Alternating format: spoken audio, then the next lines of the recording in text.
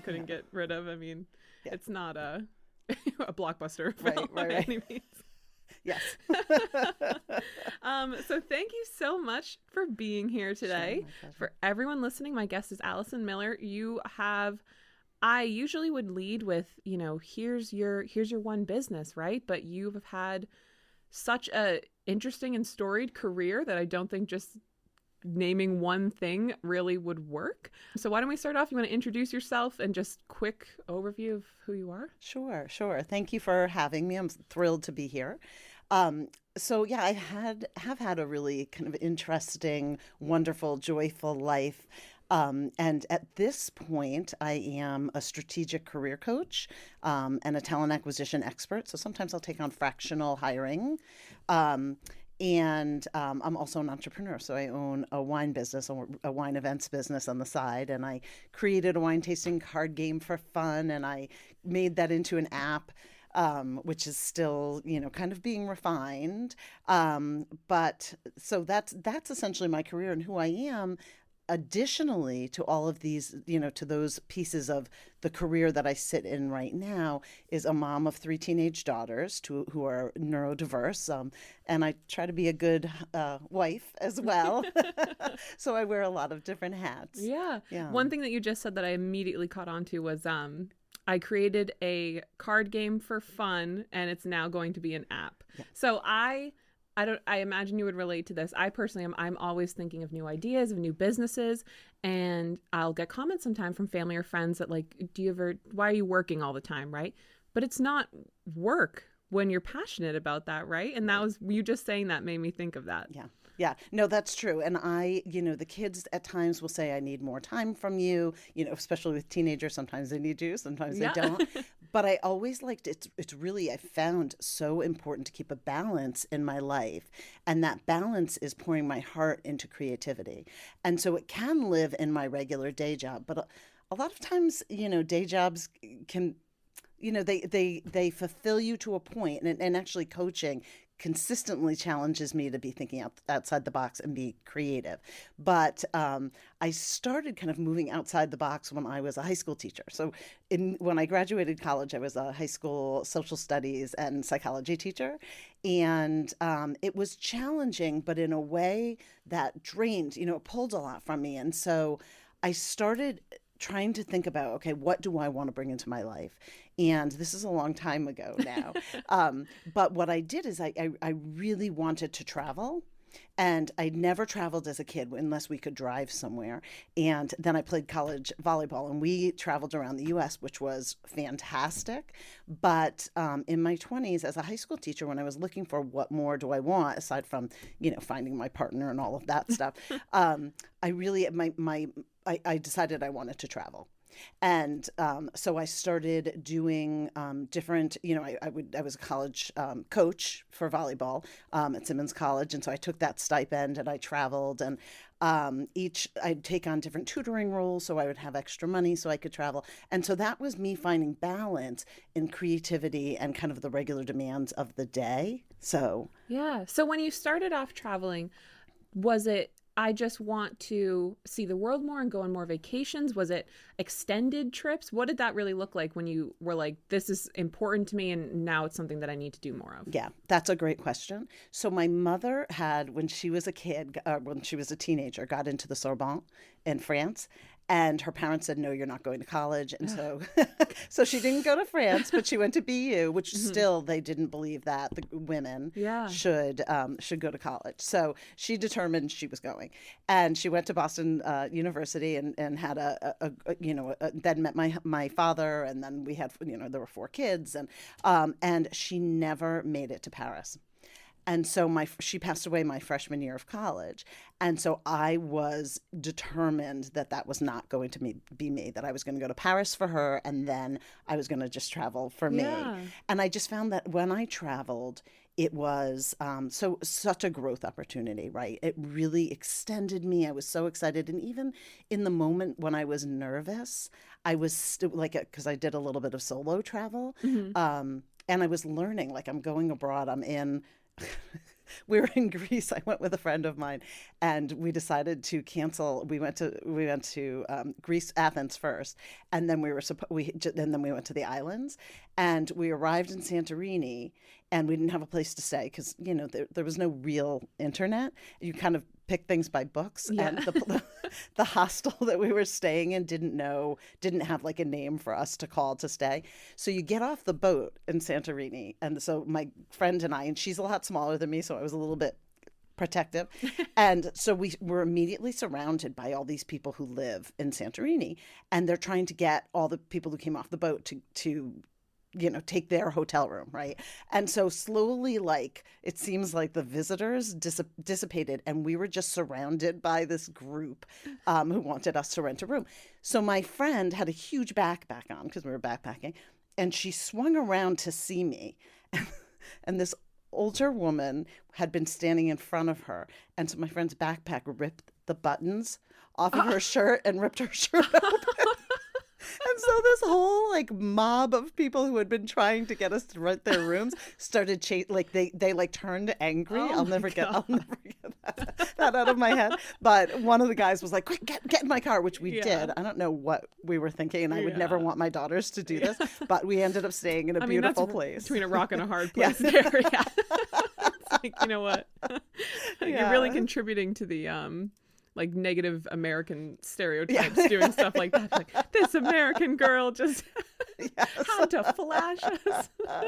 Well, it wasn't my friend. It was the older woman who had to. Well, even worse. Had to expose us. Yeah, we've had So having those adventures, though, as scary as it was at the time, like we survived them together, and there's just so many great stories that we encountered, things we encountered. And so I'd get back home and love to share the stories, right? Because I'm an educator. Mm-hmm. And for me, when I teach, it's really important for me to reach all of the kids kind of where they're at. Mm-hmm. And so talking about psychology, I could definitely bring in stories that would make concepts clearer for my students. So it's kind of fun. I think travel is one of the most important things that you can possibly do. And obviously it's, it just seems like it gets more and more expensive. But I think taking that chance, that leap, and even though it's scary and terrifying and you don't know what to expect, I think it's so important for everyone to be able to do that at some point in their lives. And obviously it was hugely inspirational to you.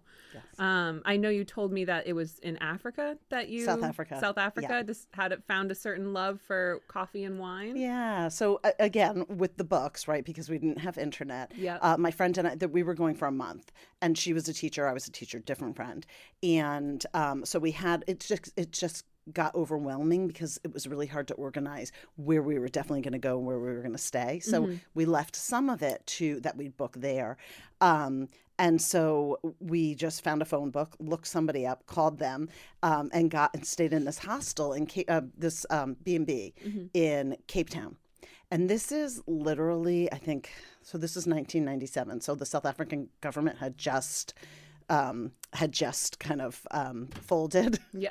And I don't know why we didn't know. I mean, I think we did, right? Yeah. I think we did. But so we were staying in this B&B, and we walk in, and the gentleman had just retired and decided to start a wine business. And his wife was a nurse and thinking about getting out of nursing because of the AIDS epidemic at the time. But they were thrilled to have two Americans staying with them. So they took us around, and they poured us like the best wine. I'd not been into wine at all. And we went first to Stellenbosch, and that's a beautiful, amazing wine region in South Africa. And me knowing nothing about wine, I sat down with my friend, and they said, "Why don't you start with this white wine?" And so they served it. And again, white wine. I was like, okay, white wine. And so we're sitting at this table. We're overlooking these amazing vineyards. And I'm sipping this wine. And it just felt so luxurious, almost like access to a world that I'd always wanted but never knew that was really there. Like I didn't have a full concept. And it turns out it was Viognier. And it was they still have it on the menu there. I have a friend who was just there, but it was such a transformative experience for me, where all of my senses were engaged and they were talking. So I was learning. I'm looking out at this amazing landscape with a great friend, tasting the most amazing wine. Yeah. And, at that point, I was like, okay, I want more of this. And then when we went to the B&B to stay with the gentleman, with the husband and wife, they started pouring us these red wines that like tasted like nothing I'd ever tasted.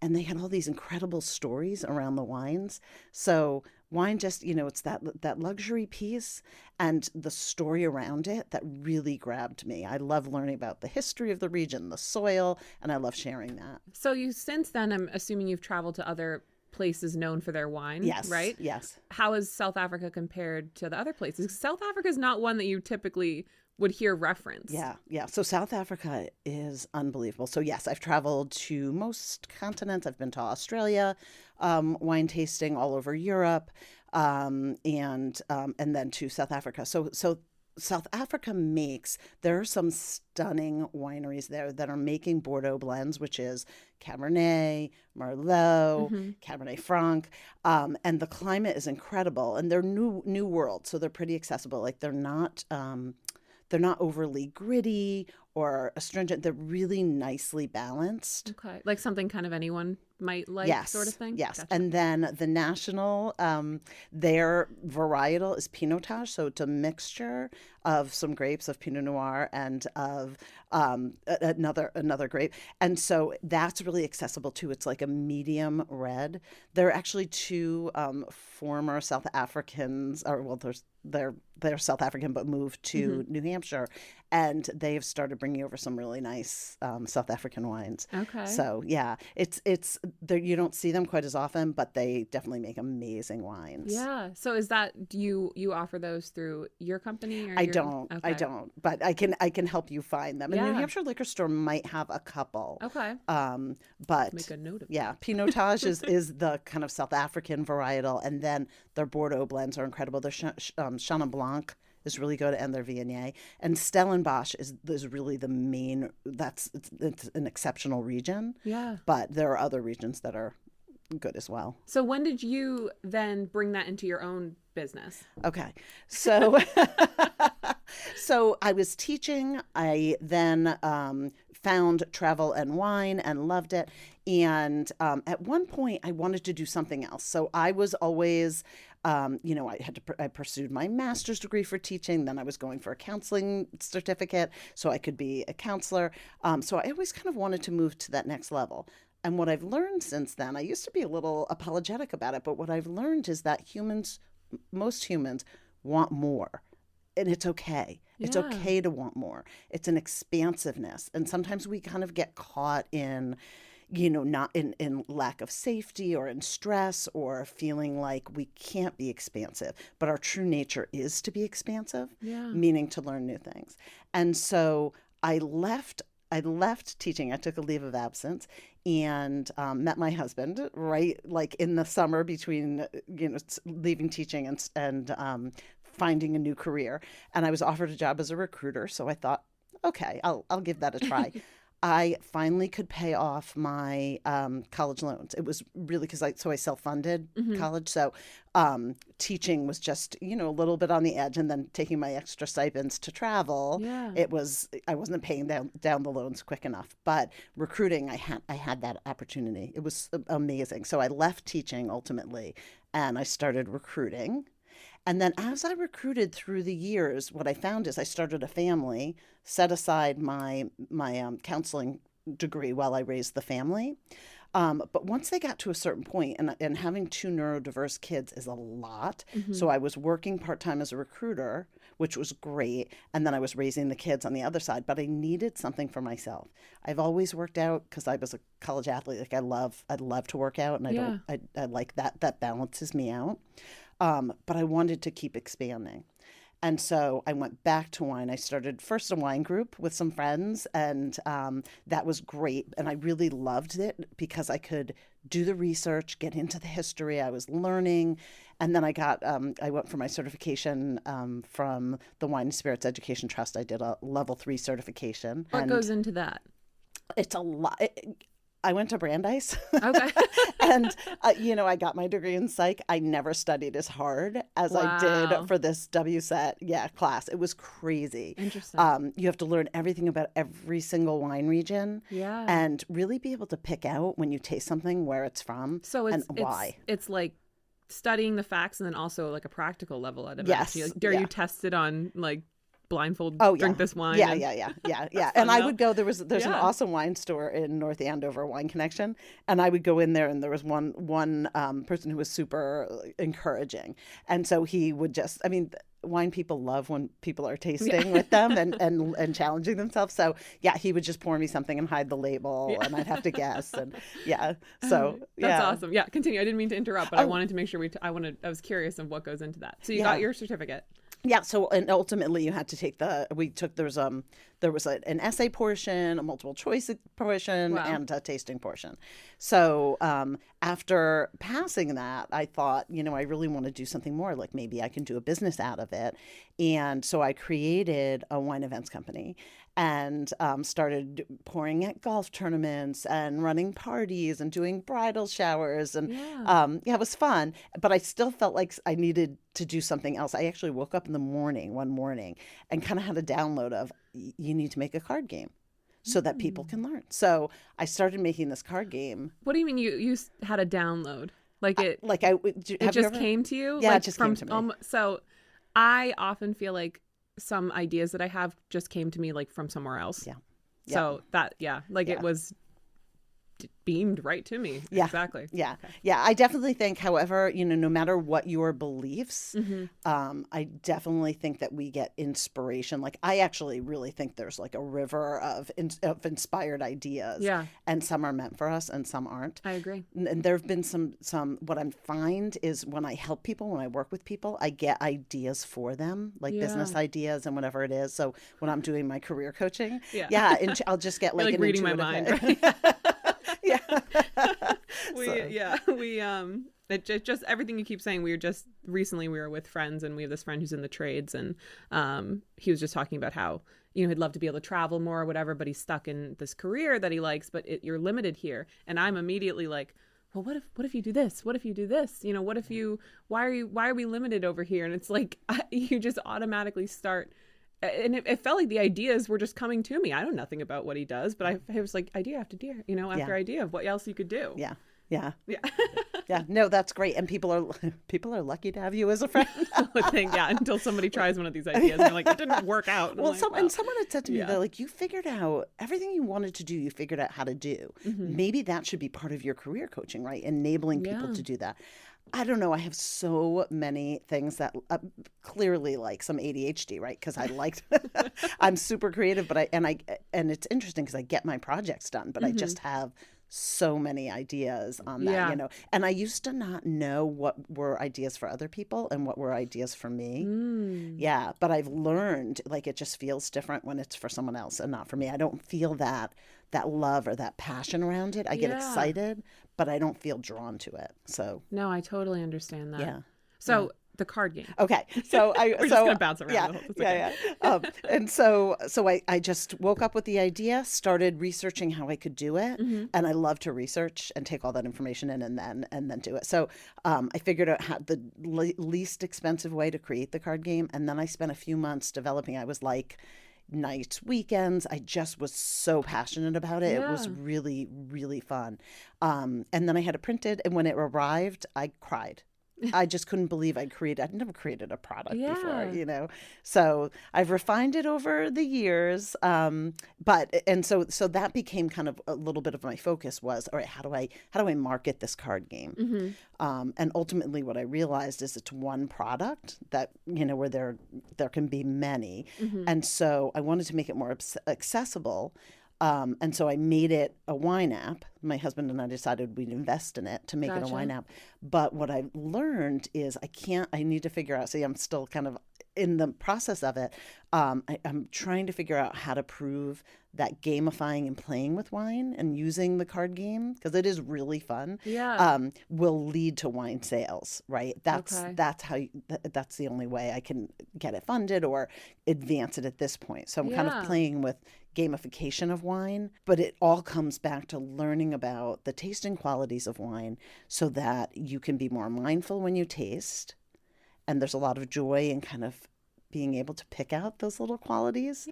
So like it's almost like a study tool in a way then, or it could It be definitely like if you wanted is. to learn more. Yeah, it definitely, the flashcards are. But then there's a game where you flip all the cards face down, you taste the wine, and everybody flips them up and tries to grab the ones that match. So you can make it. Okay. There's like, it's like different ways to play. It's like an adult deck of cards, kind of. So yeah. Interesting. And so you turned it into an app, and then you had because it's so funny. I feel like we're on the same wavelength, because I've been thinking a lot about like software as a service products lately, and app development and all that sort of thing. And I don't know anything about coding or anything. So did you hire a developer? We did, yeah. Okay. We hired I had somebody I had hired in another role, right? So the career coaching comes back and the talent acquisition.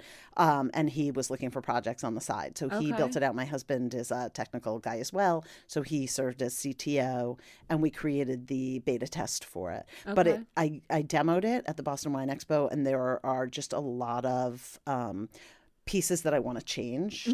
So I'm a little bit of a perfectionist, and just for user experience, and so the investment is bigger, so I would need to bring in funding for that, so I kind of set it aside. So that sort of roadmap of that was idea, bringing in a familiar developer to create like a minimal viable product, demoing that, and then from that stage on funding to build it into something more. Correct. Yeah. But AI, so that was just a couple of years ago that I set the app aside, really a year ago. AI is to the point where like I'm playing with all these AI apps because they can do coding. So I'm learning that AI isn't there to fully code out the functionality that I need, but it's so close. So yeah, I know it is. It's scary close. Would you incorporate AI into the app at all as a feature, or does it? It not already need it? was. Okay. So it already was connected, and only because when you scan the wine bottle, Okay. I want it to pull in that information. Gotcha. So AI can do that. It can tell you the price point, and it's really incredible what it can do now. And it's not available publicly at all yet, or is no, it? No, Okay. it's still with beta testing. Yep. Okay.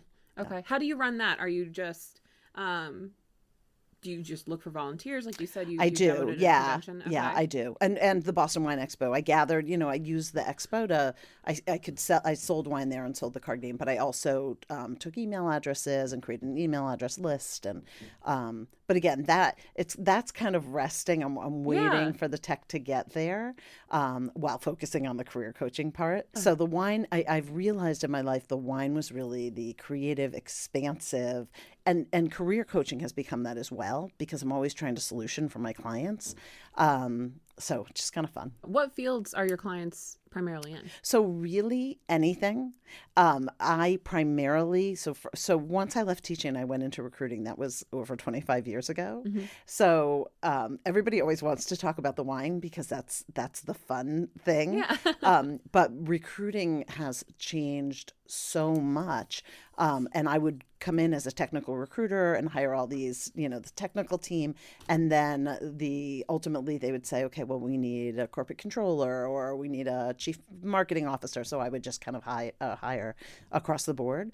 So the people that I work with now, I really have two main audiences. One are recent college grads or kids who are stuck. So in their 20s, graduated college, and just are on the couch or in the rooms not getting a job, and it becomes overwhelming for them. And because I have neurodiverse kids, I get it. Like it's just there are a lot of these kids who, because of COVID, miss some formative years, and so they're graduating college, and they may go to the career center, they may get their resume together, they may have applied to a couple things, but the job market is really difficult right now, and you have to be an active participant, and that feels overwhelming for a lot of my clients. So I break it down for them, and I serve as their support in getting them through and applying. So that's one major subset that I work on. So is your role there for those kids more of a here's resources for finding the job, or is it more like therapy based? It's a little bit little of bit of a both. mix. Yeah, it's like career coach, life coach. Gotcha. Yeah, because a lot of them get stuck in analysis paralysis, which is really just a defense mechanism. Mm-hmm. And they don't quite understand. And again, part of it is the COVID generation, right? Mm-hmm. They don't quite understand that they can architect their lives. And that's something I've had to learn, from my mom passing when I was a freshman in college, Yeah. through like with my dad who struggled with mental illness, right?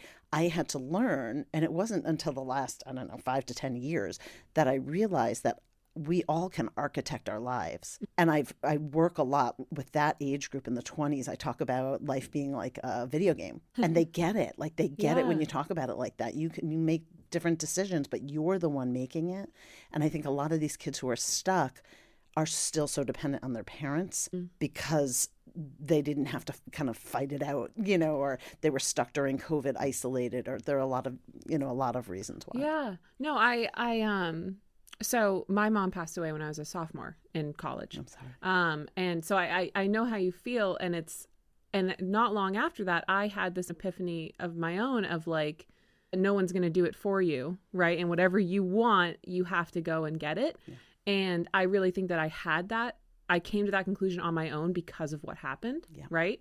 So that makes perfect sense to me, what you're saying about sometimes if you can't come to that sort of view on your own, you need someone to tell you that that's the case, right? Right.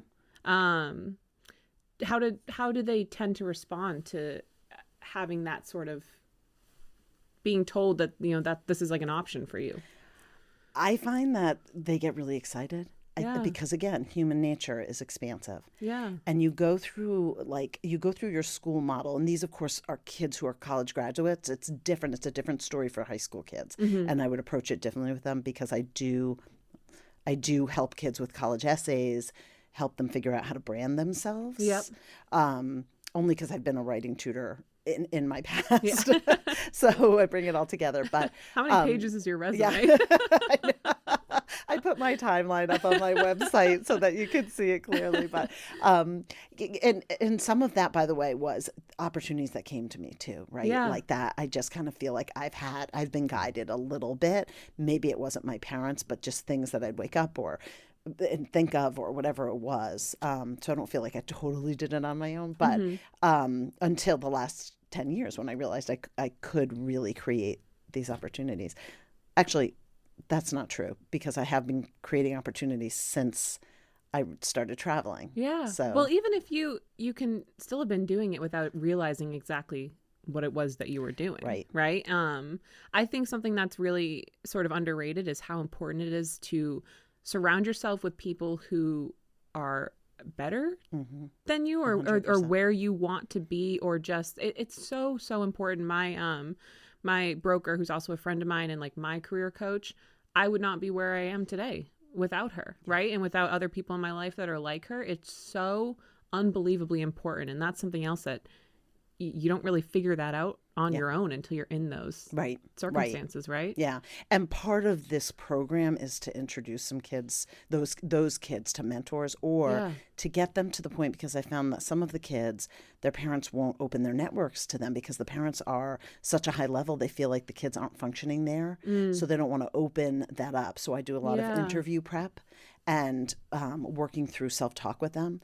So you had asked originally, how do they receive that?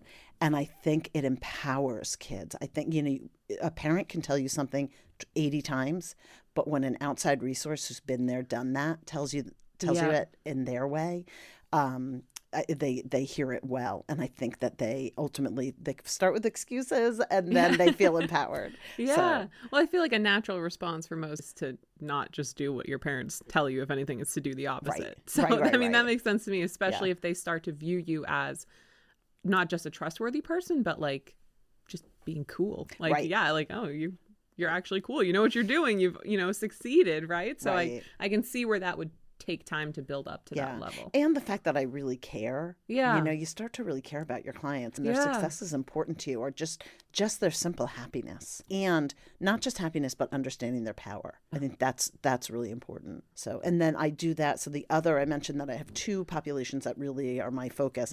And I don't mean to leave the 30-year-olds out, because the 30-somethings love the wine, wine and the wine card game. But 40 plus career pivoters, that's my other side. So I have a lot of people who are like, I just need my resume done, but I want to do it with branding. And this job market is really, really tough. I do a lot of interview prep too with that group, because it's hard. It's hard to be interviewed. Yeah. And people sometimes don't recognize that actually the number one challenge I would say for all of my clients is they're too humble.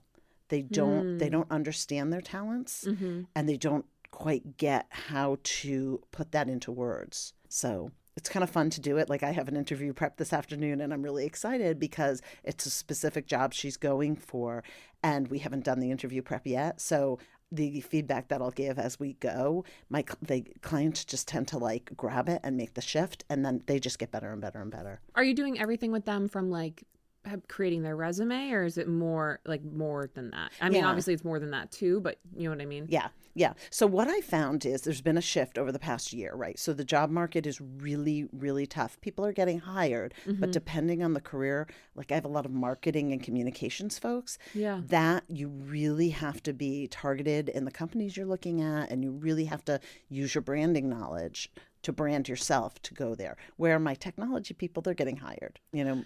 Do you think that the reason for that is, I mean, I would assume obviously, you know, the economy has something to do with it, right? Just the maybe oversaturation in certain careers, certain degrees. What about with AI? Do you think that's making an impact on that already? Yeah. So I'm going to go back to the question before that, and then I'm going to come back to this. Okay. So you had said, do you do resume with them and all that? Yes. So I do resume, cover letter, LinkedIn, because that's your application package. Yeah. It needs to be branded. So I'll work with them on their core values, what's important to them, and really get them to think about what's your 15 to 30 second pitch.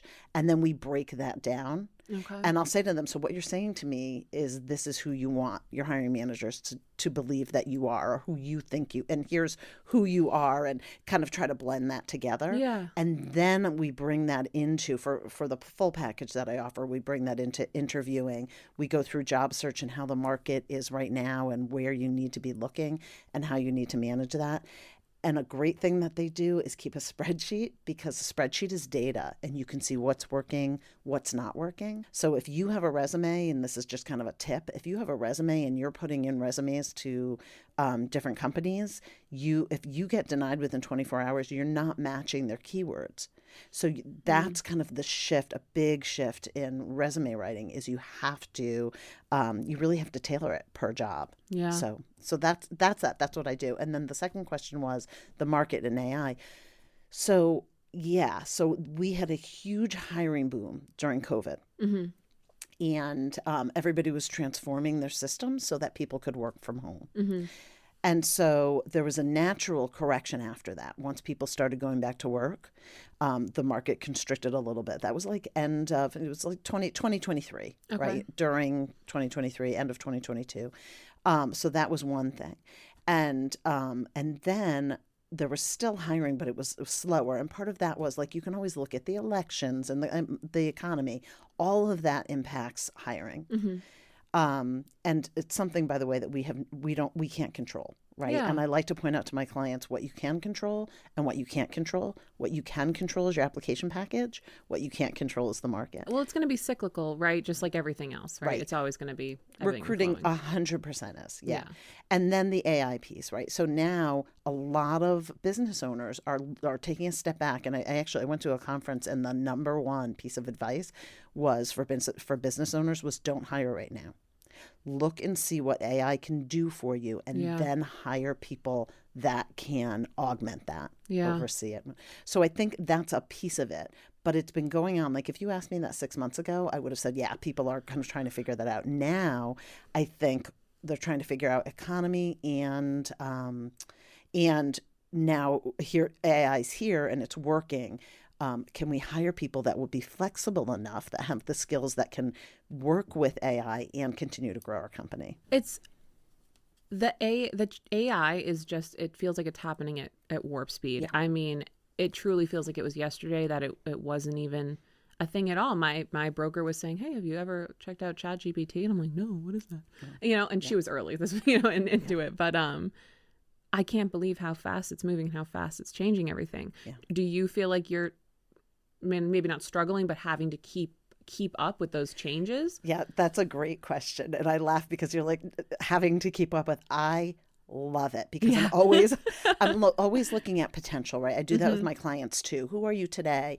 Who can you be in a week, right? Yeah. Like that's the interviewing skills. And I was a traditional writer, right? College essays and even with resumes for years, I was methodically going through and, well, you said this and you said this and what does this mean and what are the results, and really like slogging through it hours and hours and hours.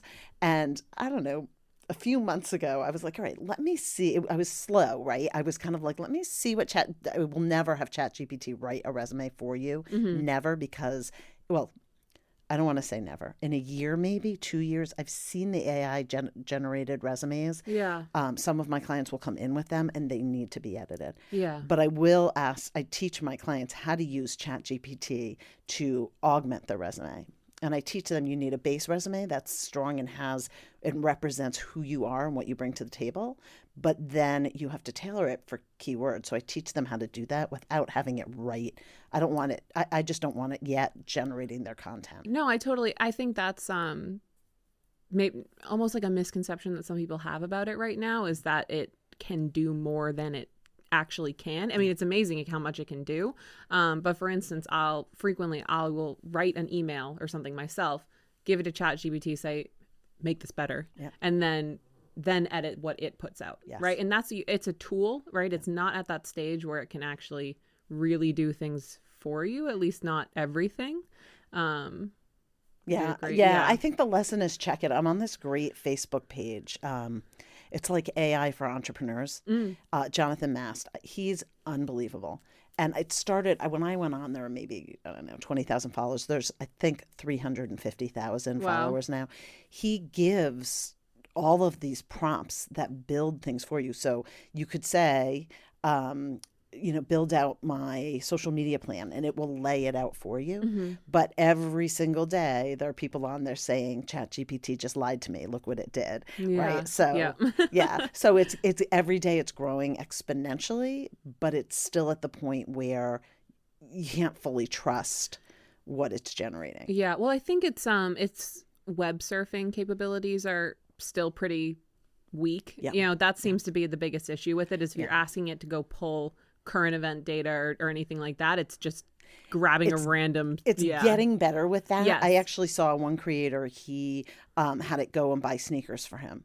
And it could go to the different websites. I can't remember if he was using Grok or what he was using, but creators like Scott Weller, I'm excited for Scott's product to come out, because Scott, number one, which is really important in AI, is very ethical. Yeah. And he's just meticulous. Scott Weller was on the podcast a couple months ago. He's the co-founder of Enfi, which is an AI startup. Continue. Yeah, thank you. That's great. Yeah. And he just gets it. Yeah. And he is involved in all, at all levels of talking about AI. So I'm excited to see what his product, I think if he's putting something out, it's going to be that next level accuracy. So you are seeing that in different fields. Well, and like I said, that sort of, the software as a service type products is something I'm very interested in lately. And I have admittedly, we're learning about it, but still a fairly baseline level about it. But I feel like that's starting to look like the next boom in a way, of especially ones with,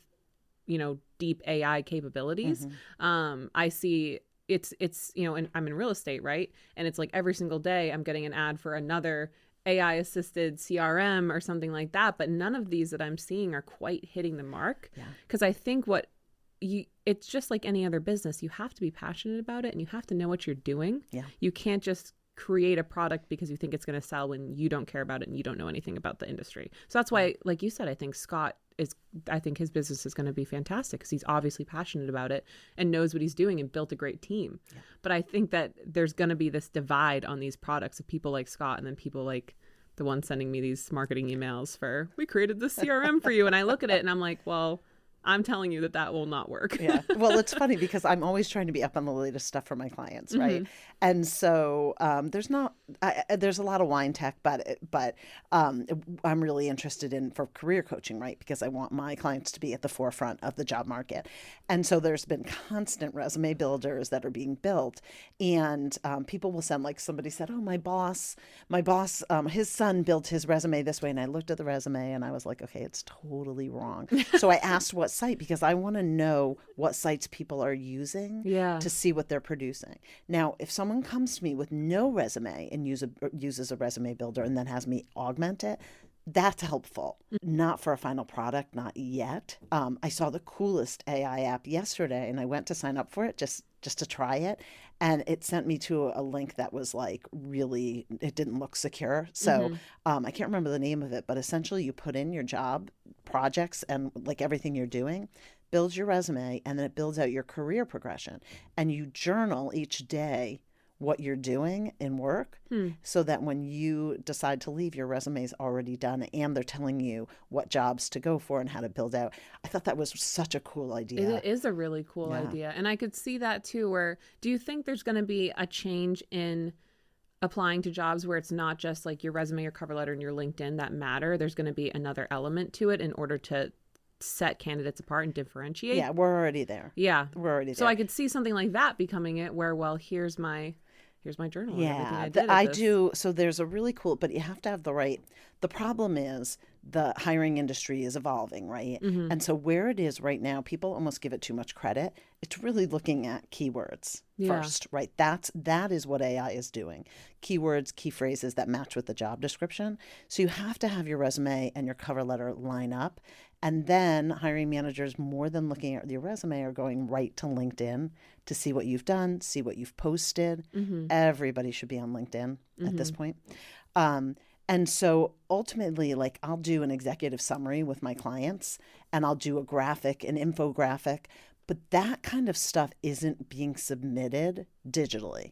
That's if you have a referral. That's if you're meeting with someone, you can put it together in front of them. That will set you apart.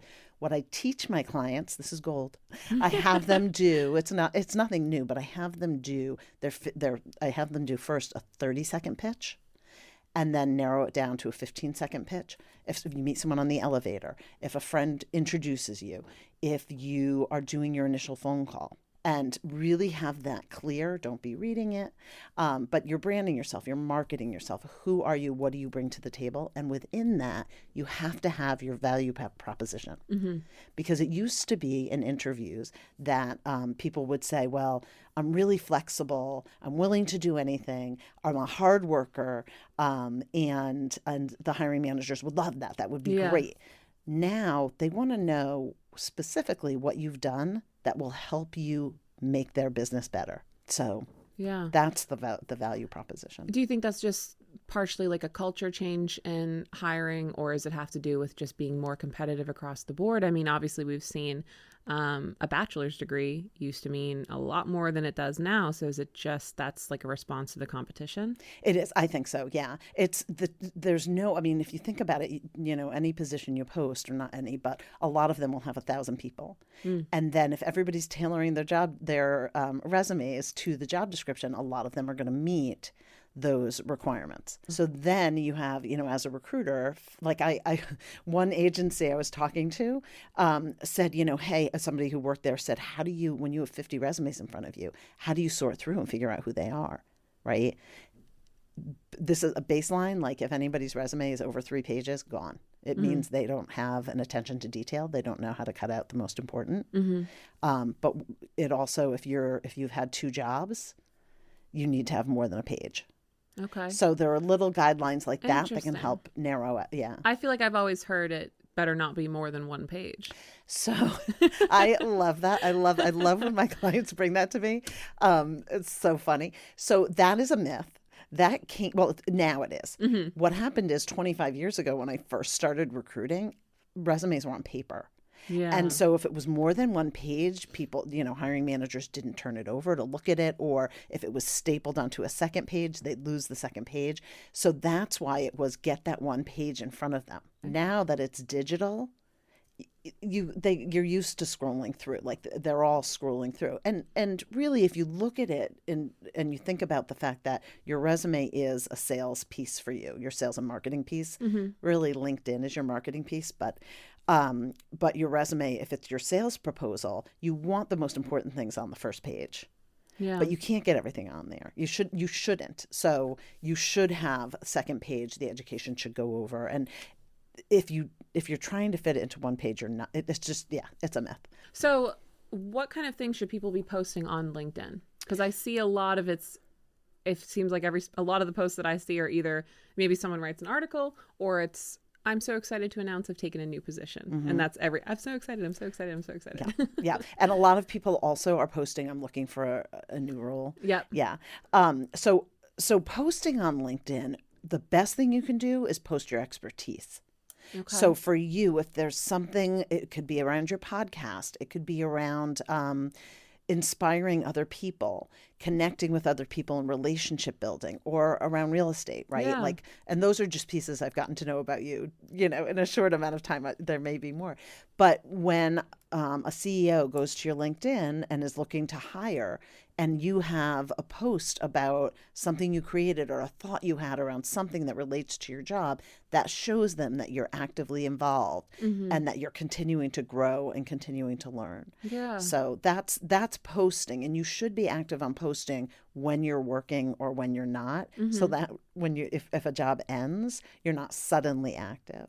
But then LinkedIn itself, there's a lot of ways to market yourself. And I think the biggest mistake people make is just putting their title, their current title. Okay. Because that's a chance to put a little bit more about you up at the top, one or two other keywords.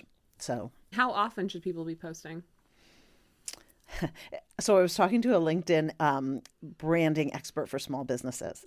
And she said, ideally, she said 3 times a week. I think she said if she had her way, it would be every day. Oh.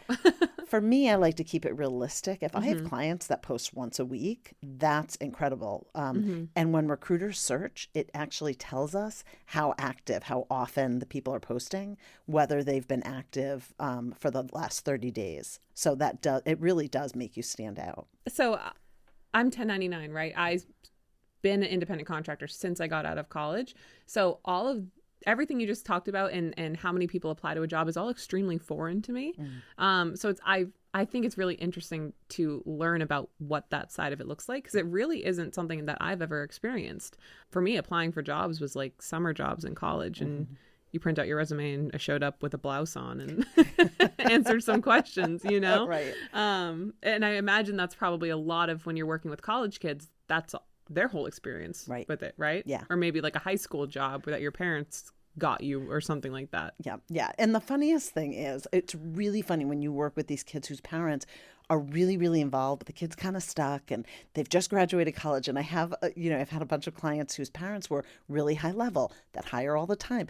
And so I'll do the first resume overview, and they're meticulous, and this isn't lined up this way, but this is how I like it. And it should be this, and it should be this.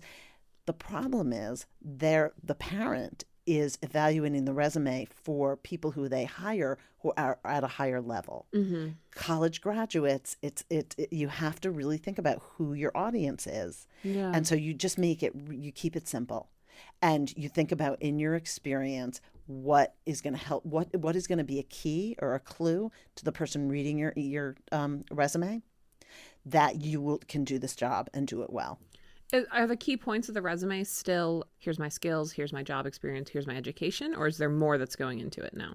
So that's the start. And I actually am about to release a workbook that takes you through it. Yeah.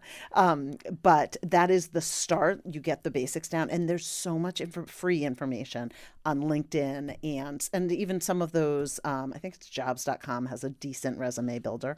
For a college grad, it should be one page. It's not more than that. Yeah. It's not until you have really your second job that you go to 1.5 pages.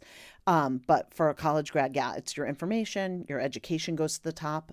Only if you're a college grad, like recent college grad. So if you've already had one job, it goes to the bottom, education. So there are little nuances like that. But yeah, it's still basically that information. But knowing that there are so many people with so many different filters reading your resume, every single time you ask somebody, and I take all of my clients through it because inevitably they'll come to me and say, well, I was talking to my friend who said this. You have so many different people reading it. What's the best thing to do if you're trying to capture their attention? It's really keep it simple. I had one hiring manager say there should be no objective.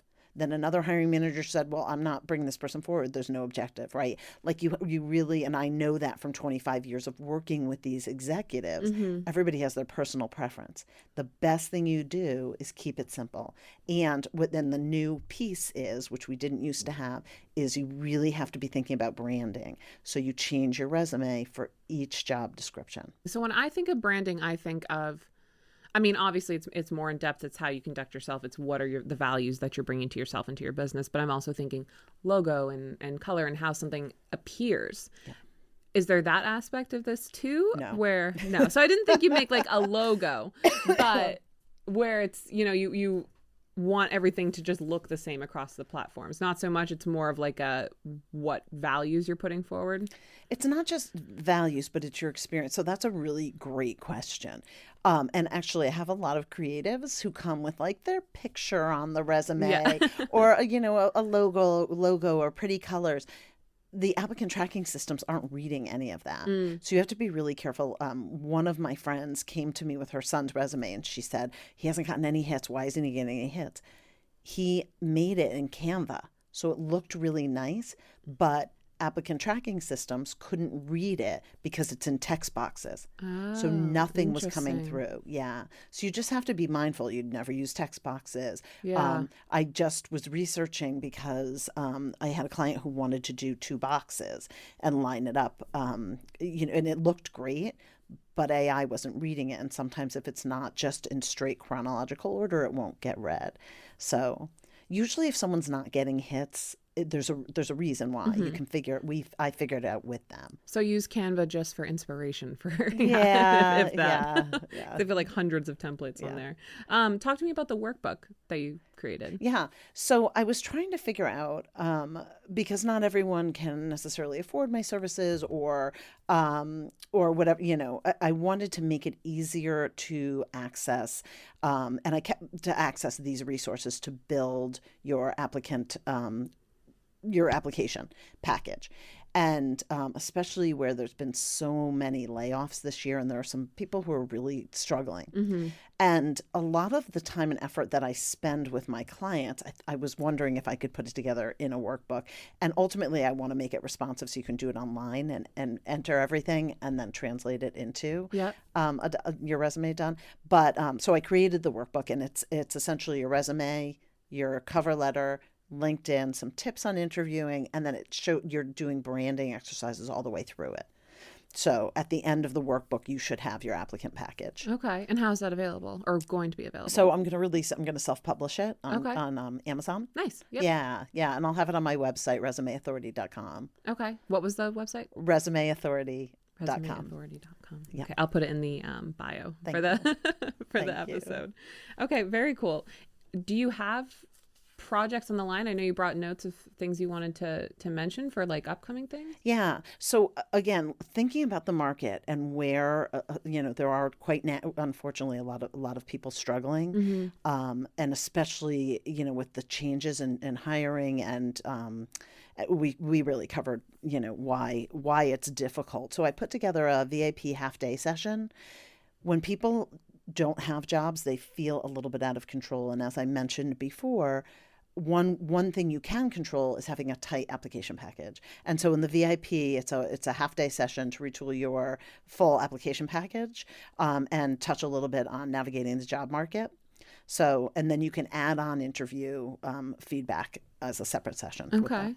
And then I have a program. I'm so excited. I've been doing it, but I've never launched it. I do a lot of word of mouth. That's where most of my clients come from. I've not done marketing yet. So that's coming too. But, but I have a launch program for college grads who are just stuck and need a little more support. So that's an intensive white glove program to teach them how to architect their lives and really to help them find their own motivations. I do a lot of motivation work with them to get them moving forward. And I do a little bit of work with the family if that needs to happen as well. Yeah. And so I've had a lot of success with that. So those are the offers for coaching that I have coming up, and then the workbook. And then for wine, I always, I love to do wine events and use my card game. And you can purchase the card game at artisanwinegroup.com. Perfect. Yeah. For that intensive for the college students, is that something that you recommend they do before graduating or right after, or only if you're having an issue? So the launch program is specifically for kids who are stuck. Okay. So usually 2, 3, you know what happens is the summer comes and the parents keep hoping that they're going to get a job.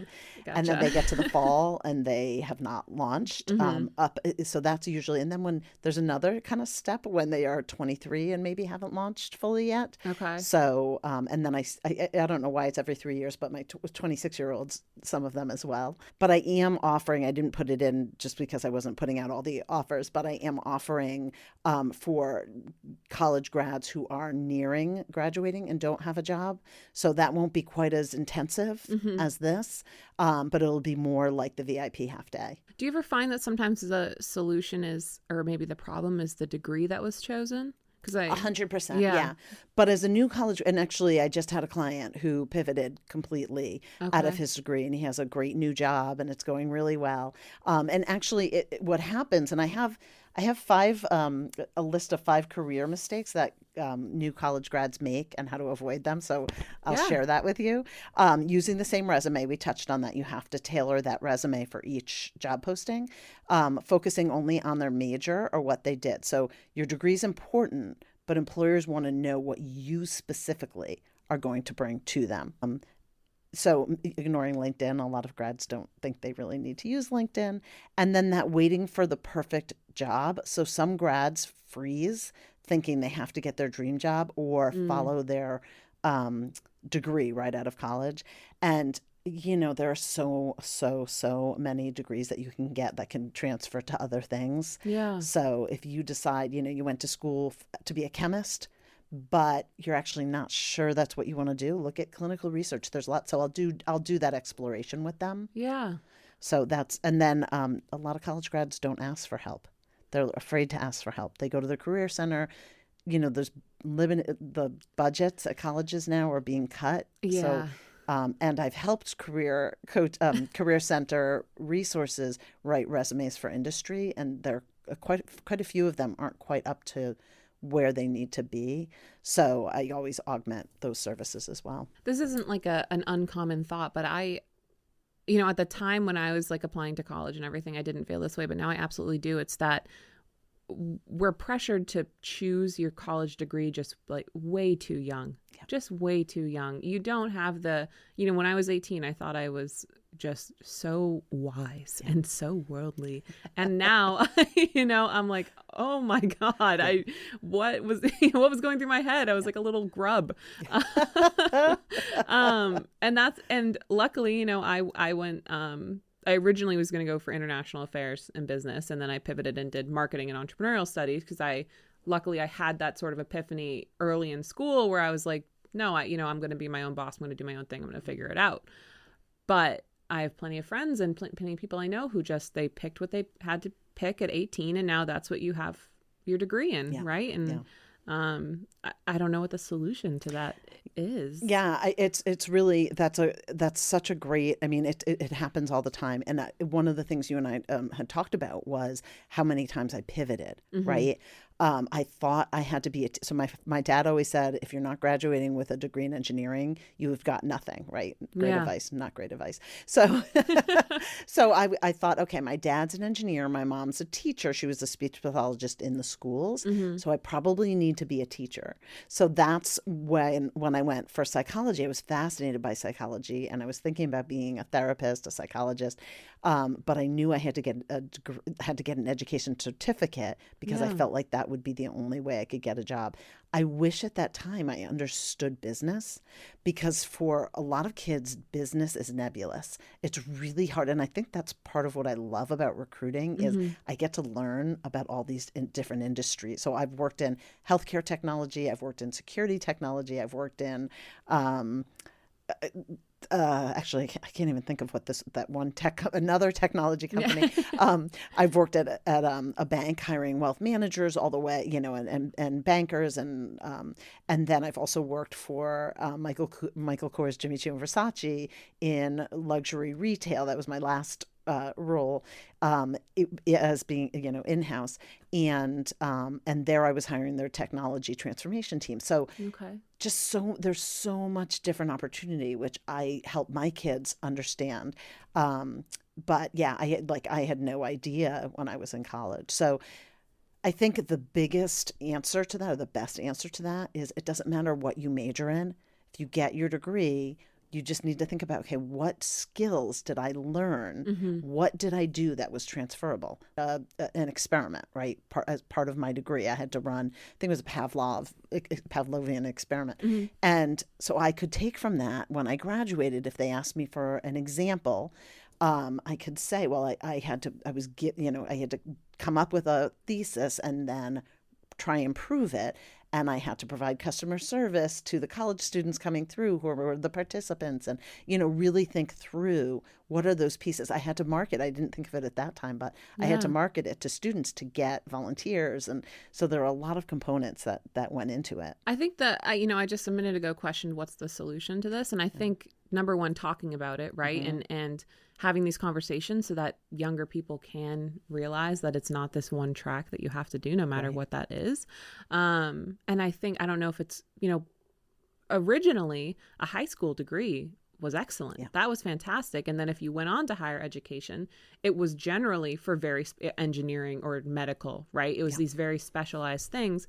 And then they brought in liberal arts schools to, make a college, I guess, a little bit more accessible, right? We started having this, adding another barrier to entry to the workforce. So I would say that's probably essentially where this started.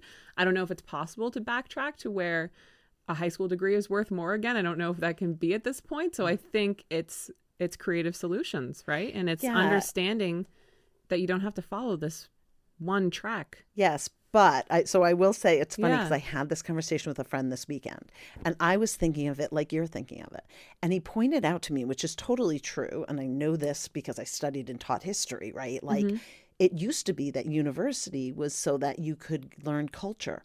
It was to help people access arts, science, and broaden their horizon, right? If you think back to the original universities, because only the wealthy had access to that. And then it opened up access to others ultimately. But you're right. The trades used to fall in high school, and that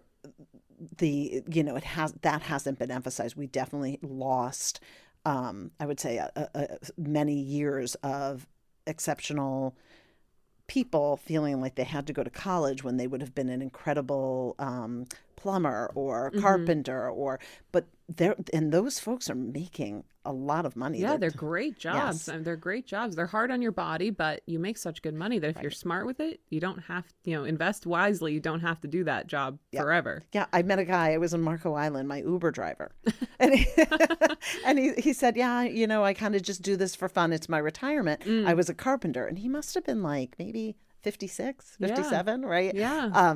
But I do see a push. The conversation is starting in that way.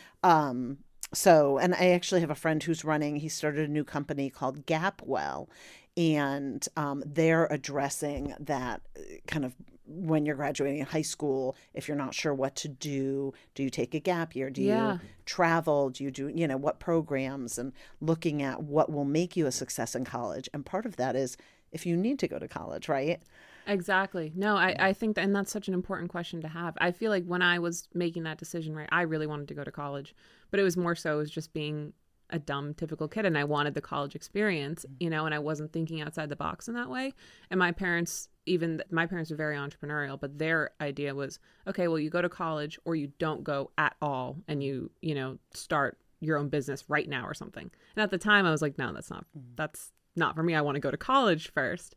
But the idea of taking a gap year, taking more time to figure it out, was never something that I really considered. Yeah. And I don't think many of my friends really did either. I mean, for me, I think back then, anyone I did know who was doing that, it almost seemed like, well, that's not a good idea. Yeah. Yeah. No, this is such an interesting topic, because when I taught high school at Acton Boxborough, I helped start their at-risk program for teens. And what we did is we helped the kids get their GEDs, Mm-hmm. but then we did an alumni kind of get together of the first class. And almost all of the kids had taken kind of an irregular path. And this is, there are schools that have, Pinkerton Academy definitely has alternative ways to live your life and to grow into adulthood. But a lot of kids, like I had one kid I can think of, she was awesome, just the greatest kid. And when we helped her through and she graduated, her first job was at a bank. Mm-hmm. And so she grew her career. And believe me, I've worked with a lot of successful people. When I was at United Health Group, half of my executives never went to college. Mm-hmm. So this shift has really been in the last 10, 15 years. But this student had grown up through banking and then gone to get her degree maybe 4 or 5 years out, and the college paid for it. And it took her years. She just did it at night. But I can come up with so many stories of folks who did that. Yeah. So I think you're right. Yeah. Have you ever read the book, The 4-Hour Workweek? No. Okay, interesting. I thought maybe you had, just I'll so much what we talked about is so I just finished it last night. That's why it's on my mind. It's very interesting. It's a little bit outdated because it was published in like 2005. But basically the author, he goes through his whole story of he worked this 9-to-5 very corporate job, and then started essentially outsourcing everything that he didn't 100% need to do in his career, right? And he talks a lot about using overseas virtual assistants and that sort of thing, which is now, that's still a thing, but now it's being replaced a little bit by AI. And how his career then doing this allowed him to then go travel full time. And so that's like the whole journey of this book, but it covers a lot of what we've talked about of you don't have to have this one path, you can create your own. And that in a lot of careers today, even when you look down on that like cellular level with it, right? You expect, oh, I'm in this career, this is what I have to do. Well, is it though? And he goes into a lot about showing your value and showing what makes you important so that you can then ask for things in your career and ask for freedom to be able to go travel or do whatever. Yeah. So it's interesting. You might, yeah, I'll take a look. It. Yeah. It sounds like he was ahead of his time. Yeah, definitely. I attended an AI conference. I think I mentioned it earlier. And a lot of them were talking about how in the next 3-4 years, that was going to be the reality of a lot of companies is 1 or 2 people sitting at home running their companies with their virtual assistants or AI. And AI can do a lot of that already. And I actually yesterday I asked AI to serve as an executive functioning coach, and I think it was a life or business coach, and I put a whole bunch of ideas in, and it like formulated this whole, compliments to my business, but laid it out. Really, they're just doing incredible things. So I love the idea of the 4-hour work week, and luckily my husband's been supportive. So once the kids hit a certain age and I was doing the wine business, I was able to travel again. Yeah. And, I went all over France because I wanted to see every wine region. And so, yeah, I would love to have, a business where I can do a lot of the coaching and help people either directly or indirectly, and then do the wine for fun, or I write about it in wine media. So I go to conferences for wine and things like that. Well, I love this conversation too, because I love what I do, right? I love real estate. I never saw myself being like an active selling realtor before, but I love it.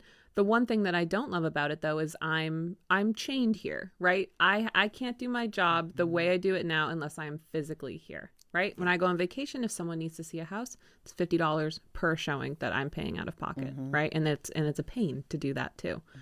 So that's been on my mind lately a lot is I have all this knowledge. I've had a very good career so far. How do I translate this into something that's new, and maybe that's something that's incorporating AI and everything that's changing right now, and give myself more freedom, right? Because even, sitting here having this conversation saying, oh, I agree with you, there's not this one track, I still then find myself feeling like, well, you put yourself in this one track, and now it's how do I get out of it? I look at you, I know, and I love this. We are. I look at you and I think, oh my gosh, there's so much potential, and what you're asking, there are so many avenues that you can go in, and of course, it's always hardest to see it in yourself. Yeah, I feel like if I were asking you this question, you would say, Alison, you could do this, or you could do this, or you could do this. Well, that's almost how I feel, and then it's all I think about lately is what are all these avenues, and how do I, and I'll. My fiance, I'll be like, I thought I had this great idea today. Like, this is the one.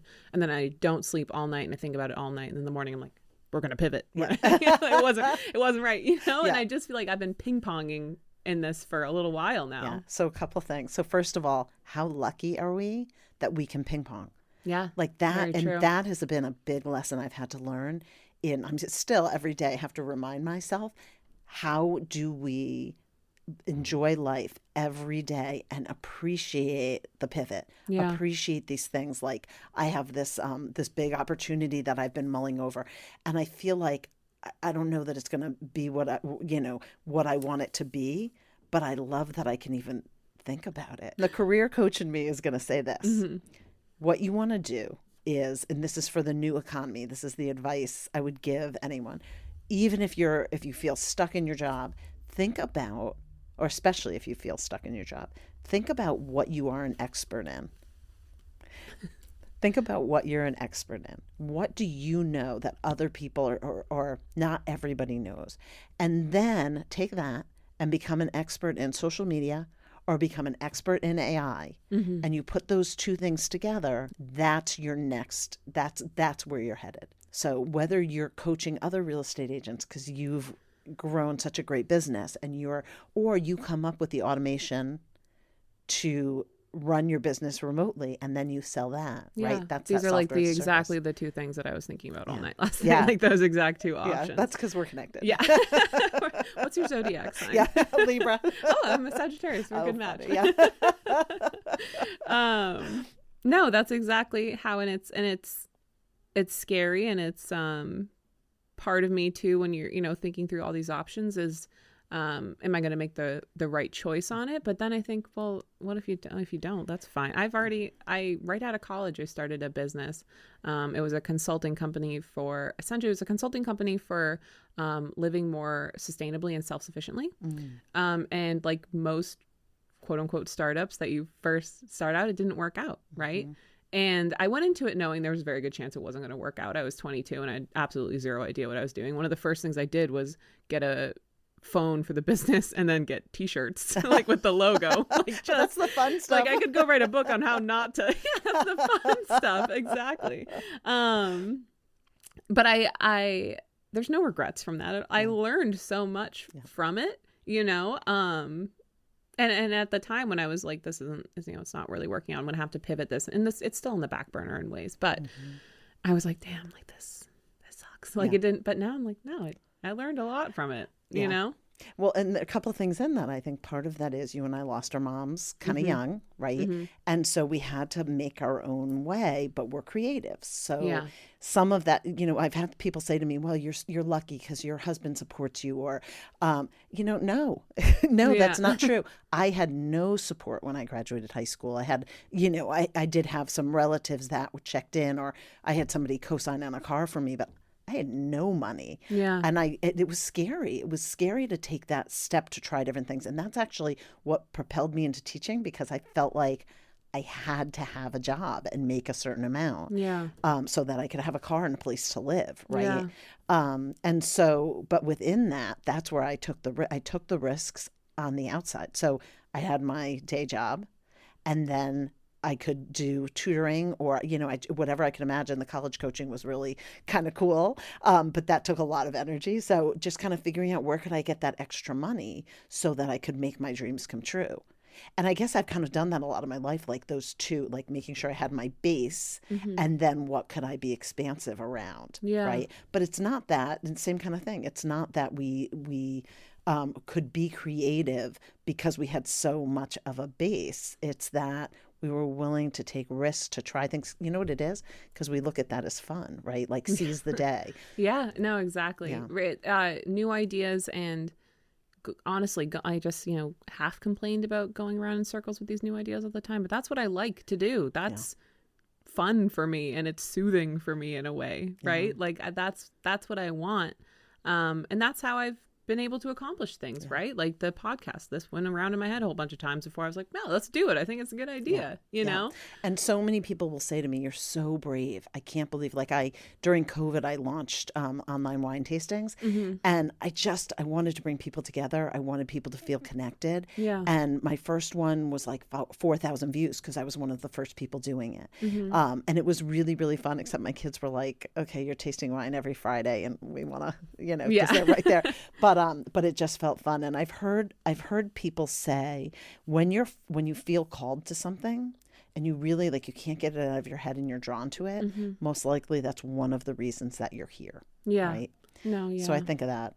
No, I totally agree to that. And it's scary. Even just when it's not something entrepreneurial, even just getting a new job, right, it's scary. And it holds you back, I think, even if you don't necessarily acknowledge that it is, right? Or even if you still go and do the thing, in some way that fear is always going to hold you back on some level, right? From not pushing as hard as you could on it. But yes. Yeah. And until you get to that point where you can push through it. That's right. Right. And and that's hard to do. And then you could have one instance where you just full steam ahead and it doesn't hold you back. But then the next one, it's like, I'm going to backtrack a little bit. I'm a little scared for whatever reason. I kick myself because I let fear get in the way about, I don't know, it was 2016 maybe. And I'd come up with a ready to drink beverage. I just was feeling creative. Again, another download, woke up with it. It was such a great idea. Balanced beverage, pitched it. I don't know. I just called a couple people just because why not? Yeah. Someone said, that's a great idea. Come in and pitch it. I brought a sample. I pitched it. They loved it. They introduced me to a major beer maker in New England. He loved it to the point where he was like, gosh, I just had these two kids leave their six-figure jobs to try to make this beverage. And he's like, yours is so much better. Your concept is so much better. Huh. I was so excited. Yeah. And so he opened up his resources to me, but I had never done it before. So I was trying to figure out how, and he didn't have the licenses that I needed. And ultimately, I know it would have done so well. It was pre-COVID and it had probiotics and it was a good idea. Yeah, and, I think Poppy, that probiotic drink, yes, just sold but for like $1 billion yeah. or something. Yeah. And it tasted great and whatever. And then what happened is I was getting frustrated because it wasn't moving and I was getting nervous. I got nervous. So I learned that there's more than enough pieces of pie for everyone to go around. But at that time, I didn't know that. And so I thought, because they got my recipe, approved and then I got nervous that maybe they were going to take it. And so the owner said to me, wait, don't pull out, just let's meet one more time. And his best friend died the day we're supposed to meet. Oh my God. And I feel like he must have taken it as a sign because after that, so things happen. But my fear, I don't know if you share that on but my fear got in the way and then kind of pushed me to respond. I was responding out of fear rather than sitting back and think about opportunity. Yeah. And it would have been awesome. Yeah. Wow. I mean, but you never know, right? Because the universe might have been stopping you from doing that for one reason or the other. You know, maybe it wasn't going to work out or you needed to learn something from that so that later on you wouldn't let fear stop you. Right? Okay, I feel like we're talking the same language. Yeah. Definitely, 100%, 100%. Fear is not it's not a truth teller. Yeah. It's a reflection of things you probably need, your shadow self, right? Exactly.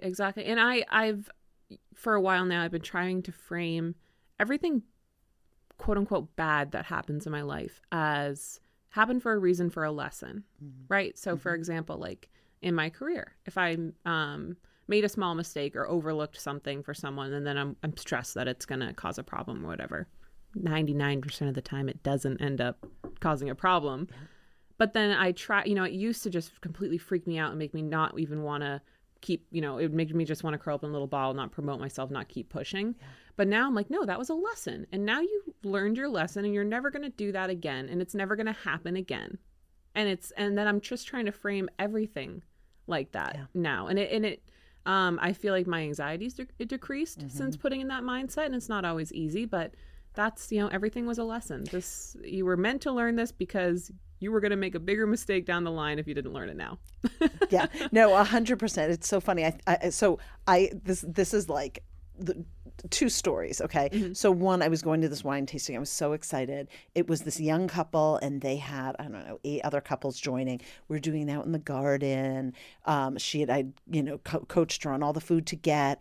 And I prepared for days. I was like a perfectionist going through my list. And I get in the car and I'm driving there, so I have no time to adjust anything. And I look down, I'm wearing 2 different shoes.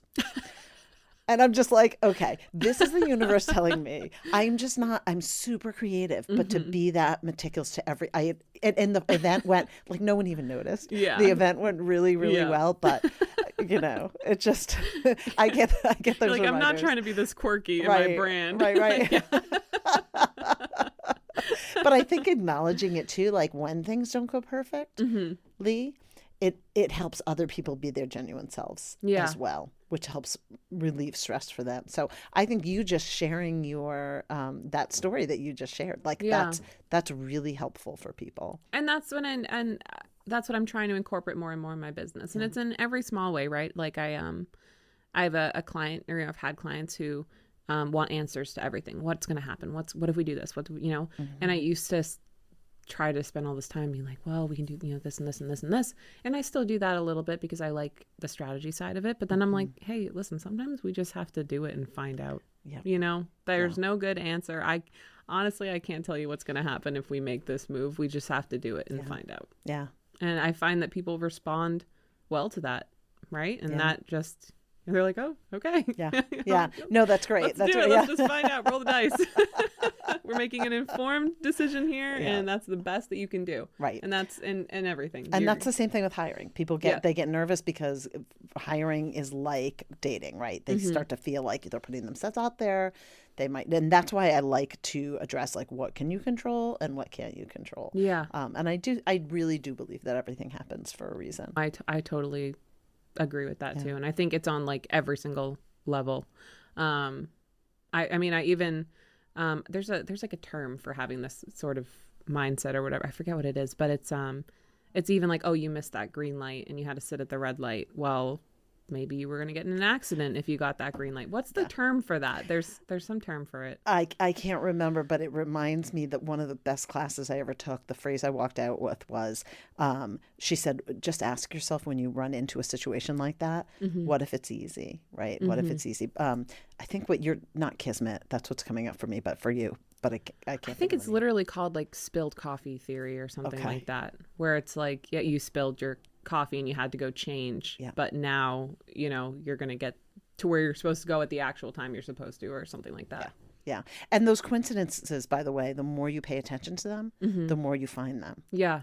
These like things happen. My friends will always say, like I was just in London and the king and queen came by, like things like that just always happen for me. And I think part of it is I notice it, and I think how I appreciate it each time something really cool, even if it's little, happens. Well, I think if you're aware of those sorts of things, you can tune yourself into them more, right? Like even just, I feel like since I started having this idea that ideas are coming to me from somewhere else, that now I feel like it happens more, and that I'm just noticing it happen more, but I feel like I'm open to this as a concept, so now it happens to me more. And it's the same thing with like almost like deja vu, not to get like kooky on this, but like sometimes or when you're like, I just feel like that person's gonna call me right now, and then they do. And I feel like if you believe that that's something that's happening, then again, maybe you're just noticing it more, right? Or maybe it is happening more. Right. I just reposted a Tony Robbins interview where he was talking to somebody and he said something like, all right, I want you to look around the room and find everything that's black in there. And so he gave the guy a minute, looked around the room, tried to find everything that was black. And then he said, okay, close your eyes. Tell me everything that was red. He wasn't paying attention to all the red. So he had none of that. He noticed none of it. Right. Yeah. So it's really what you call yourself, your attention to is what you see. And I always tell my kids, look for the helpers, right? Look for the helpers. And, but as to your point, like once I started looking at the birds, suddenly I started seeing cardinals everywhere. Yeah. Yes. Yeah. Yes. So I don't know, the cardinal thing is weird to mention because I saw like 4 of them on my run the other day, and I've been thinking about specifically seeing 4 like cardinals the other day on a run. So just weird. Yeah. But again, we're on the same wavelength right now. We are. This is a whole nother podcast. Yeah. I will say this reminds me, I've wanted to put on my website a resources page. Some of the stuff you talked about, actually, I don't know if you've read Joe Dispenza, but he talks about some of it. But I had kind of I don't know if I want to call it an awakening, but I had a huge shift, as I mentioned, like 10 to maybe 6 years ago, when I realized I could architect my life and that I was creating the reality that was around me. And so I found really, really cool resources that I want to share. Yeah. So yeah. It was, again, we're going to have to do another episode or something. But when Scott was on, he had brought up a concept of like, you're tuning yourself into the reality that you want to be. Right. And I'd heard of that before and since looked into it more as an idea. And it's, there's multiple infinite realities or whatever, right? And when you're manifesting where you want to be and thinking about it and working towards it, you're shifting where your consciousness is to the reality where that's happening. Yeah. Which again, is a little, I know we're getting a little woo-hoo here, but woo-woo. But I love that. Even if you don't take it literally. Right. Just as a motivating factor, I think that's really powerful. Yeah, huge. And I've referenced a lot what you can control and what you can't control. What you can control, and I do this a lot with my launch program with the kids, young adults, is I talk about what you can control, and you can control your response to situations and what you look for. And so I don't necessarily go there with them that you're bringing in what you are looking for. But people will say, if you sit and watch the news, then your frame is like, oh my gosh, all this stuff is happening to me. But if you don't watch the news, these things happen.